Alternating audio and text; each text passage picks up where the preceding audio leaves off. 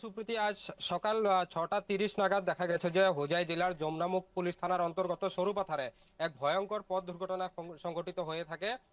দেখা যায় যে সরুপাথার যে 4 লেন যুক্ত জাতীয় সড়ক আছে, সেই জাতীয় সড়কে নিয়ন্ত্রণ হেরিয়ে একটি ওয়েগেনার বাহন দুর্ঘটনা পতিত হওয়ার পরেই দেখা যায় যে 4 জন লোক গুরুতরভাবে আহত হয়। তারপরে কিন্তু এই ঘটনা তীব্র চাঞ্চল্যের সৃষ্টি হয়েছে।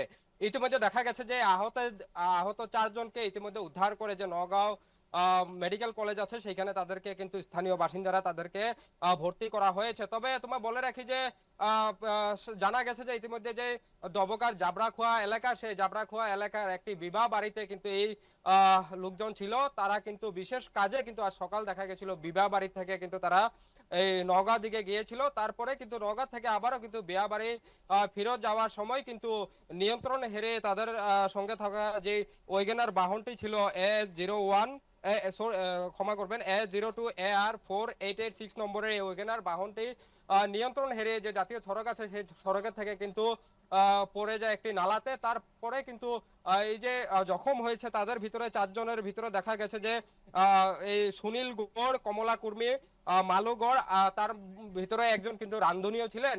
তাদেরকে কিন্তু দেখা গেছে যে সংকটজনক অবস্থায় কিন্তু স্থানীয় বাসিন্দারা নওগাঁ মেডিকেল কলেজ এন্ড হসপিটালে ভর্তি করা হয়েছে।